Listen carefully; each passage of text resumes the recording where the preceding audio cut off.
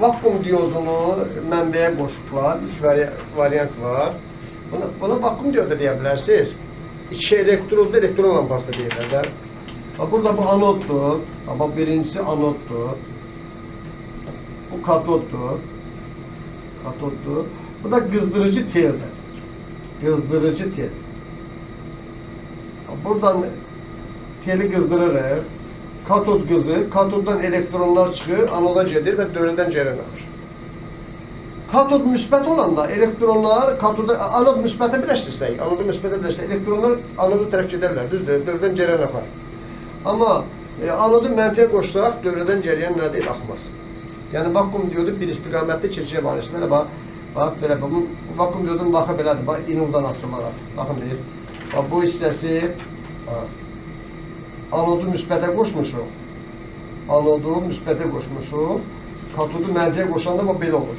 Əgər anodu mənfiyə qoşsaq, katodu müsbətə qoşsaq, dövrədən cərəyan keçməyəcək. Bax, bu belədir. Bax, burada anodu qoşmuşuq mənfiyə. Katodu müsbətə qoşsaq, dövrədən cərəyan keçməyəcək. Əlbəttə, elektronlar, buradan çıxan mənfi elektronlar mənfiyə gəlməzlər ki. Deməli, baxın, bax, bu şəkildə dövrədən cərəyan keçməz. Sual belədir, bax, hansı halda dövrədən cərəyan axar? Mənbələrin eğiqləri eynidir. Bu halda dövrədən cərəyan axmaz. Biz nə? Mənfi qütb birləşib, bax, görürsünüz. Müsbət qütbə birləşibdir katoda. Burada cərəyan axmayacaq. Bu hissə düşür, bax. Cərəyan axmayan tərəfə düşür. Birincidə cərəyan axmayacaq. İkinciyə baxın, bax, müsbət, bu 2 epsilonda buranın eğiqisi. Belə qoşulmada 2 eksidir. Buradakı elə bir mənfi 2 epsilon deyək də. Bax, burada görürsünüz, müsbətlər qoşulub anoda, mənfi də gəlib qoşulub katoda. Burada cərəyan, 2 halında cərəyan axacaqdır. Bu ana baxın, bax.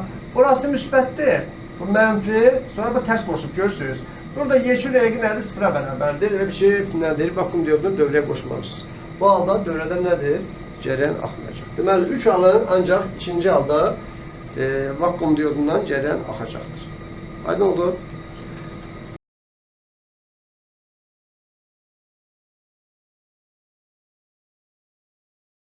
Sual belədir. Qaşıq təsir zamanı birinci maqnit sükunətdə qalır. Bu V bərabərdir 0 olur. İkinci maqnit hərəkətə gəlir. Əlbəttə, bunlar bir-birini cəzb elədiyinə görə oldu. Bu ikinci maqnit burada hərəkətə gəlir. Bu tərəfə hərəkət eləməlidir. Bax, bu istiqamət hərəkət eləməlidir. Hərəkətə gəlir. Məqasədən şərtinə görə hərəkətə gəlir. Maqnitlərin qaşıq təsir qüvvələri və kütlələri arasında hansı münasibətdə olur? Təsir əsasına bərabər olduğuna görə qüvvələr modulca qüvvələrin modulları bir-birinə bərabərdir, düzdür? Sonra kütlələri arasında. Burada kütlə çox olduğuna görə hərəkət eləməyib də. Sütun əmsalar eynidir. Bax, sütun əmsalar eynidir. Sütun əmsalar eyni olduğuna görə bu hərəkət eləməyibdir. Bu birisi hərəkət edibsə, deməli, burada kütlə azdır ki, bu qüvvə bu cismi hərəkət etdirə bilibdir. Aydındır? Deməli, belə çıxır ki, M1, M2-dən nədir? Ağırdır da. Yüngül olduğuna görə gəlibdir. Aydındır? Ağır olan yüngül cəzb edib gətirib. Çünki burada sürtünməsi nədir? Bu sürtünməsi azdır ki, artıq gətirib. Sürtünməsi az olanda da nə olur? Deməli, M, M azdır da deməli, düzdür? F sürtünmədən böyük olan, sükunət sürtünməsindən böyük olanda, yəni F qüvvəsi sükunətin maksimalından böyük olub ki, deməli, bunu artıq gətirə bilir. Sükunətin maksimalında üstürü, üfüqün müstəvidə mühümcədir də. Deməli, belə çıxır ki, M az olubdur. Oldu. O belə. Deməli, iki maqnitin qarşı təsir zamanı qarşı təsir qüvvələri modulca bərabərdir. Hansının kütləsi az hərəkət edəcək. Kütləsi böyük olan əlbəttə sükunətdə qalacaq.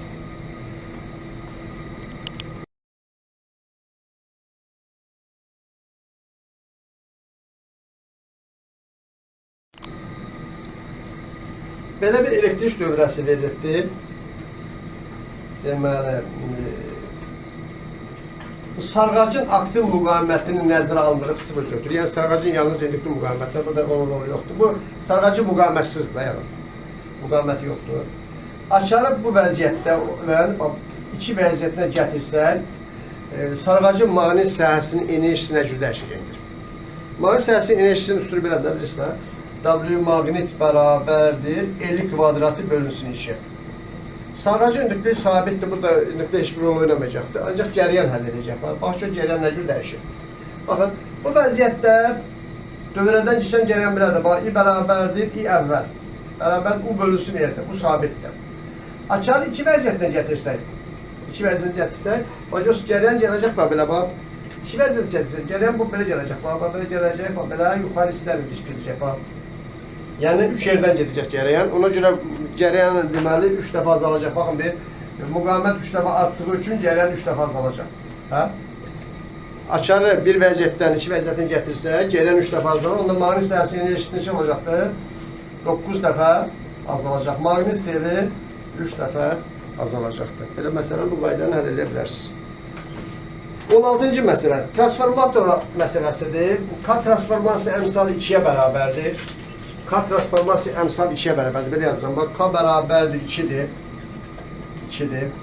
Deməli, girişdəki gərginlik 120 voltdur. Cərəyan şiddəti 3 amperdir. Oldu. Bu transformatorun çıxışındakı gərginliyi U2-ni tapmalıyıq. Deməli, və gücünü tapmalıyıq. P2-ni tapmalıyıq. Özdə bir də belə şərt verir, bax, möhtəzdə enerji itisi nəzərə alınmır. Enerji itisi nəzərə alınmayanda, əlbəttə, girişdəki, bax, transformatorun girişindəki, deməli, P1 gücü, çıxışındakı P2 gücünə nə olacaq? Bərabərdir. Bax, P1 P2-yə bərabərdir. Bax, enerji itisi nəzərə alınmırsa, P1 P2-yə bərabərdir. P1 nəyə bərabərdir? Bax, baxın, P1 bərabərdir U vurulsun Y-yə, düzdür? O da bərabərdir 3 vurulsun 120-yə. 360 watt. Hə? Girişdə güc 360-da, çıxışda da güc olacaqdır 360 watt. Oldu. Haydi orada bax, 2 nəzər almayanda belə. 2 nəzər alın da fiyə söhbət edərsiniz. Bax, ET bərabərdir P2 bölünsün P1 bölünsün 100%. Artıq burada fiyə söhbət eləməliyik. Transformatorun fayda yaşamısına söhbət eləməliyik. 2 nəzər alınmırsa fiyə 100%-dir. İndi U2 gərginliyi ilə bərabərdir. Baxın, K bərabərdir U1 bölünsün U2 deyil. K-nın yeni 2 yazdırıq. U1 bizdə 120-dir. U2 tabacıq neçə olacaqdır? Buradan tapırıq ki, U2 60 voltdur. K2 isə 2 dəfə azaldır, əlbəttə. Gərginlik 2 dəfə nədir? Azaldır. Yəni, böyük gərginlik verdik. Ondan nədir? 2 dəfə kiçik gərginlik nədir? Alırıq.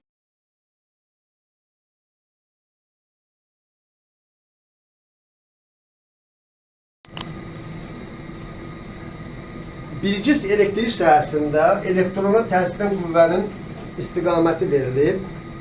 Elektron A nöqtəsindədir, ona təsir edən qüvvənin istiqaməti bu şəkildədir. Sual belədir, deməli, bu nöqtəyə yerləşdirilmiş alfa hissəcə təsir edən qüvvənin istiqaməti hansı tərəf olar və qüvvənin modulu nə qədər olar? Oldu.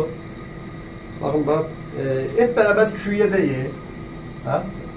Elektrona bu qədər qüvvə təsir edir, elektrona bu qədər qüvvə təsir edir. Onun alfa hissəcə təsir edən qüvvə belə olar da. Alfa hissəcə 2-yə daxil, düzdür? Onda alacaq 2. Deməli, görürsünüz, bax, alfa hissəcə təsir edən qüvvə, deməli, elektrona təsir edən qüvvədən 2 dəfə nə olacaq? Böyük olacaq. 3 dəfə çox daxil. 2 dəfə çox olduğuna görə, deməli, alfa hissəcə təsir edən qüvvə 2F olacaq. Elektrona təsir edən qüvvə F-dirsə, alfa hissəcə təsir edən qüvvə olacaqdır 2F. 2F-dir. Bir yanda ki, elektron yükü mənfidir, ona təsir edən qüvvəsi sağadırsa, alfa hissəcənin yükü müsbətdir, ona təsir edən qüvvə ona istiqamətli olacaq, düzdür? Sola olacaq da, bu tərəfə olacaq, 2F-ə bərabər olacaq. Deməli, sola olacaqdır 2F-ə. Niyə sola? Məsələn, belə deyək, bax, elektrona təsir edən qüvvə bu tərəfədirsə, bax, belə, bax, deməli, elektrik sahəsi belə yönəlir, bax, bu tərəf müsbətdir, bu tərəf nədir? Mənfidir. Onda alfa hissəcə yüklü müsbət olunca ki, onun təsir edən qüvvə mənfi tərəfə yönələcəkdir.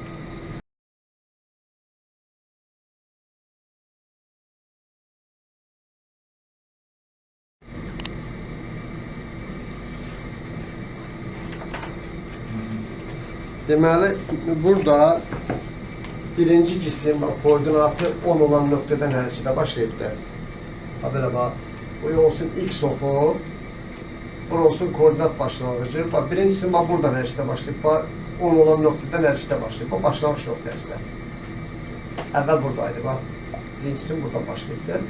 Görürsünüz, X oxunun əksi istiqamətində, bax, belə gedib. Birinci cisim, bax, belə gedib, bax, V, bərabər sürətlə gedib. Qrafik düz xətsə bərabər sürətlə gedib. Oldu. Sürətini tapa bilərik. Baxın bir. Bax, x0 neçədir?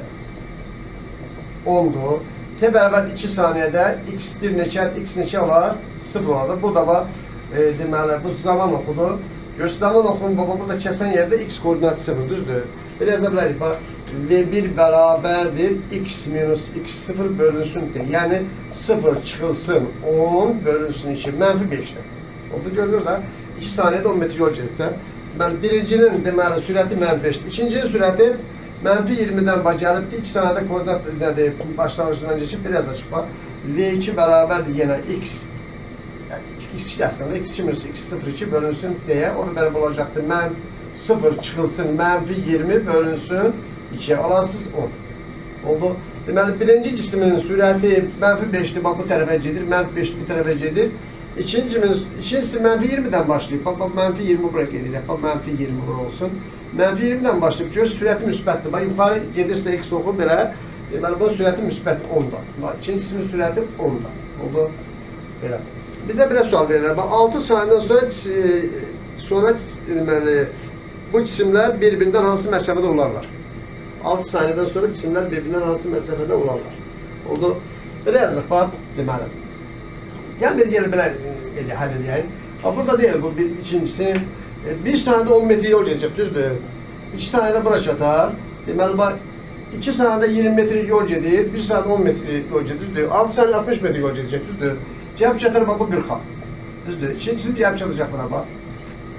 Birincisi isə saniyədə 5 metr yol gedir, 2 saniyədə 10 metr yol gedəcək, 6 saniyədə 30 metr yol gedəcək. Buradan cevap çatacaq neçə? Elə bura cevap çatacaq. Bax görürsünüz, bura cevap çatacaq. Bura cevap çatacaq, bu istiqamətə gedəcək. Deməli bunlar arasında məsafə nə qədər olacaqdır? 20 metr, 40 metr. 60 metr məsafə olacaq bax belə. Oldu. 60 metr məsafə olacaq. x1 bərabərdir x01 plus v1'dir. 6 saniyədə hesablayırıq. Baxın bir, x1 də 10'dur. x1 10, 01 10'dur. v1 -5'dir. T də 6 saniyədə olacaq -20. Belə hesablayasınız. x2 də bərabərdir x02 plus v2'dir. O da olacaqdır bax məsələn -20 plus deməli sürət neçədir bizdə? 10'dur. Sürət 10 almışıq. 10 vurulsun 6. Eləcəkdir 40. Aydın oldu. 40 olacaq. Sonra yazarız ki, deməli onlar arası məsafə olacaq. Bax x2 minus x1 moduna götürək də biz məsafə belə olacaq. Bax bunlar arasındakı məsafə olacaqdır. Onların koordinatlarının fərqi olacaq. Düzdür?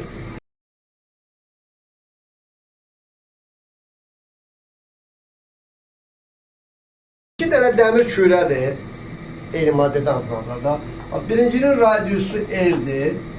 İkincinin radiusu 2R'dir. Oldu. Deməli, bunların qarşıq təsiri zamanı birinci kürənin aldığı təcil A olarsa, ikinci kürənin aldığı təcil nəyə bərabər olar? Gəlin əvvəl bunların kütləsini müqayisə edelim. Baxın bir, radiusu R olan kürənin kütləsi M-dirsə, radiusu 2R olan kürənin kütləsi eyni materialdan hazırlanır, düzdür? Belə yazsaq, M bərabərdir, rho vurulsun 3'də 4 pi R kubu. Radius 2 dəfə böyüksə, kütləsi 8 dəfə çox olacaq. Deməli, M1 M-ə bərabər olsa, M2 olacaqdır neçə? 8M. Görürsünüz. Yəni, bu birinci kürədir, M-dir, bu ikinci kürədir, 8M-dir. Deyək ki, qarşılıqlı təsir zamanı, yazıca qalsın, harada qarşılıqlı təsir söhbəti olsa, birinci təsir əsləsilə bərabərdir. Qüvvələr modulca bir-birinə bərabərdir. Burada qüvvələr eynidir. Qüvvələr eyni olsa olacaq. M1 A1 bərabərdir, modulca M2 açıb. Burada alar modullardan da. Oldu. Yəni, M vurulsun A-ya bərabərdir 8M vurulsun A2. Burada A2 bərabərdir A bölünsün 8. Əlbəttə, hansının ki kütləsi 8 dəfə çoxdur, onun aldığı təcil 8 dəfə az olacaq. Bunun təcili azsa, bu birisinin təcili olacaqdır A bölünsün 8. Təcil kütləsi böyük olduğuna görə aldığı təcil az olacaq. Qarşıq təsir sözü sizə demək istəyir ki, F1 F2'ye modulca nədir? Bərabərdir. Bax, bunu nə istifadə edirsiniz?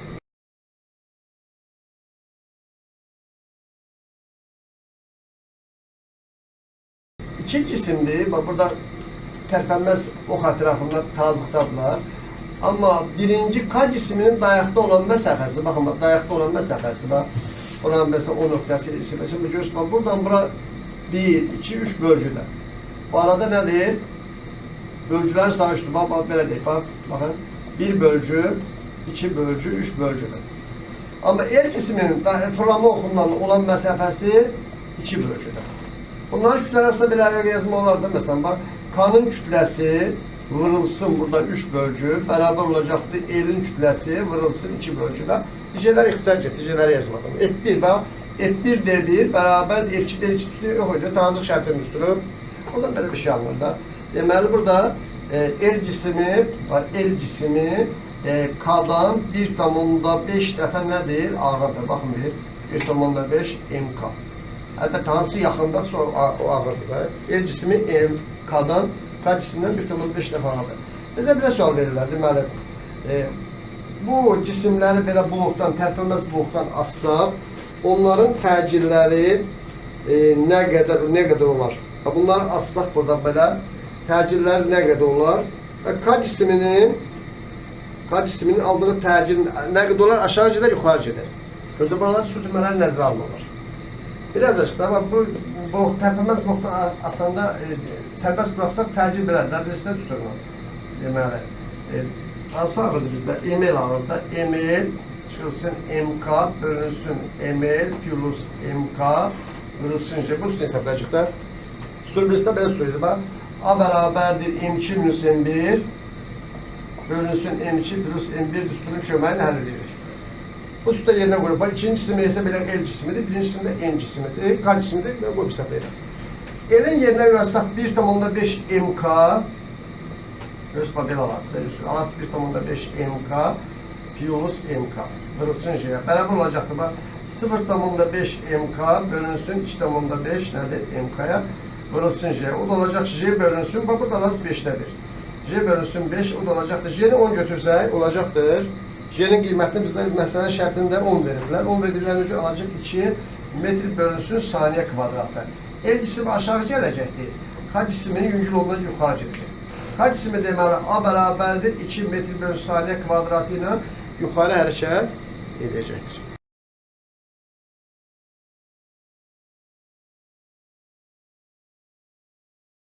Belə bir məsələdir. VT koordinatlarında deməli, birinci hissədə cisim alır V0 sürəti. Birinci hissədə cisim V0 sürəti alır. İkinci hissədə cisim alır 2V0 sürəti. 2V0 sürəti alır. Üçüncü hissədə isə bu aldığı sürətləri itirir. Üçüncü hissədə aldığı sürətləri itirir, gəlir dayanır burada. Sual belədir. Sürətin deməli, zamandan asılıq qrafiki verilibdir. Sürətin olduğu zamandan asılıq qrafiki verilib. Birinci hissədə əvəzləyici qüvvənin işi, birinci hissədə əvəzləyici qüvvənin işi, bu hissədə A-dır. Üçüncü hissədə əvəzləyici qüvvənin işi nə qədər olar? Baxın, birinci hissədə A-dırsa, ikinci hissədə əvəzləyici qüvvənin işi nə qədərdir? Bir şeye baxın, burada cismin əvvəl sürəti sıfırdır, son sürəti sıfırdır. Bütün trayektörü bura əvəzləyici qüvvənin işi sıfırdır. Burada A verilir, buradakı iş tapacaq, ikinci hissədə iş tapacaq, ikisinin gəminə qədərsə, üçüncü hissədə o qədər ancaq mənfidir. İkinci hissədə tapaq görə əvəzləyici qüvvənin işi nə qədərdir? Belə bax, birinci hissədə cismin aldığı kinetik enerji nə qədərdir? Deməli, V sürəti alır da, V0 sürəti alır. Bu qədər kinetik enerji qazanıb birinci hissədə. Ona A deyiblər. İkinci hissədə aldığı kinetik enerji, birinci hissədə A deyib. İkinci hissədə aldığı kinetik enerji belədir. Sürətini V0-dan 2V0 artırıbdır. Biraz açıq, delta Y kinetik mv son kvadratı bölünsün 2 çıxılsın mv başlanğıcın nədir? Kvadratı bölünsün 2. M bölünsün 2'nin mörtəzdən çıxardırım. Son sürət 2V0'dır. Kvadrat olar 4V0 kvadratı. Başlanğıc sürətdə bizdə V0'dır. Olacaq V0'ın kvadratı. Alacaq 3 vurulsun mv0 kvadratı bölünsün 2'ye. mv0 kvadratı bölünsün 2 aynı işarələmişsə, deməli burada görülən iş olacaq 3A. Deməli, ikinci hissədə əvəzləyici qüvvə müsbət 3A qədər iş görübdür. Sürət artıb da, düzdür. Sürət artıb, əvəzləyici qüvvə müsbət iş görüb. Üçüncü hissədə mənfi 4A qədər iş görəcək ki, yekunda yarıb nə deyir, dayansın. İndi sual burada belədir. İkinci hissədə iş olacaqdır neçə? İkinci hissədə iş oldu müsbət 3A. Üçüncü hissədə iş oldu neçə? Yəni, mənfi 4A. İş bizə nə vermişlər? A vermişlər də, müsbət A vermişlər. Oldu. İki cisimdir, eyni mayedə üzür. İki cisim eyni mayedə üzür. Bax, belədir, bax. Cisimlərin birinin batan hissəsi, deməli, yarıdır. Yarısı batıb, yarısı üzür. Birinci cisimin yarısı batıb, yarısı üzür. İkinci cisimin iki hissəsi batıbdır, bir hissəsi mayenin səthindədir. Bax, belədir, bax. Görürsünüz, bax, cisimlər belə. Siz bir balaca nəşləyək, budur var. Deməli, birincidə batan hissə K1 0,5'dir, batan hissədən K nəşələyək. İkinci hissədə batan hissə K2 bərabərdir, 3'də 2'dir.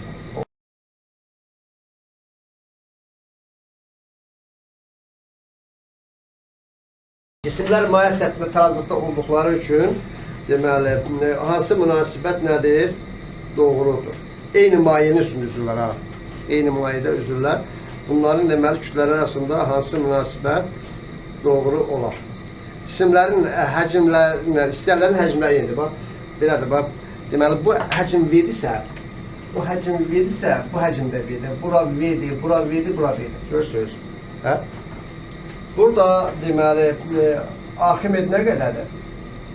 Burada F Arximed bizdə deməli nə qədərdir? Bax, belədir, bax, F Arximed bərabərdir Romaye J V-dir. Bərabərdir M1J-yə, hə?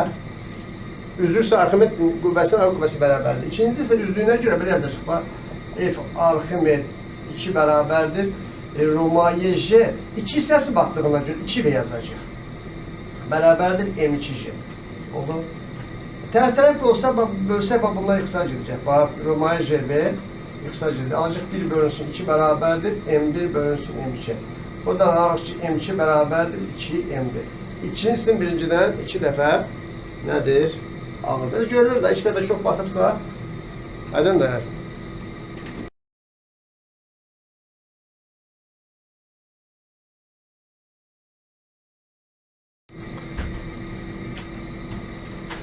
PB koordinatlarında, orada toxumda təzyiqi göstəriblər, apsis toxumda nədir? Həcmi göstəriblər. Deyir ki, deməli, bu koordinatlarda belə bir diaqram verilibdir. Deməli, qazın temperaturunun maksimal qiymətinin minimal qiymətlə nisbətini hesablayır. Özdə M konstantda, verilmiş kütləli ideal qazda var, M konstantda. Qazın deməli, nədir? Temperaturun maksimal qiymətini minimal qiymətinə nədir? Nisbətini hesablayır. Mendeleyev problemin təmeli belədir. PV bərabərdir M bölünsün M RT. Burada M sabitdir, qazın molekyülər kütləsi sabitdir, R sabitdir, görürsünüz. Bax, PV hasilədən düz bir tanəsidir. PV hasilə harada çox olsa, orada qazın temperaturu çoxdur. PV hasilə harada az olsa, qazın temperaturu orada azdır. Şələ baxsaq, burada ən azdır, bax, belə çıxır. Bax, burada V0'dır, bax, bir nöqtəsinə baxın. Bir nöqtəsində, bax, belədir, bax, bir nöqtəsi üçün, bax, T1'ə uyğun belədir, bax, baxın, təzyiq 5V0'dır, həcm V0'dır. Ən aşağı temperatur, bax, buradadır, bax. Ən yuxarı temperatur, bax, təzyiqlə, bax, təzyiqin böyük qiymət, həcmin böyük qiymət, bax, buradadır, bax, 4 nöqtəsindədir. Onda belə yazacaq, bax, T4'də belədir, bax. Deməli, təzyiq 3V0'dır, həcm neçədir? 5 nədir? V0'dır. 5V0'dır, görürsünüz. Deməli, temperaturun maksimal qiyməti T4'dür bizdə, minimal qiymət T1'dir, nisbətləri belə olacaq, bax. 3B0, 5B0 bölünsün 5B0, V0. Alacaq burada 3 alacaq.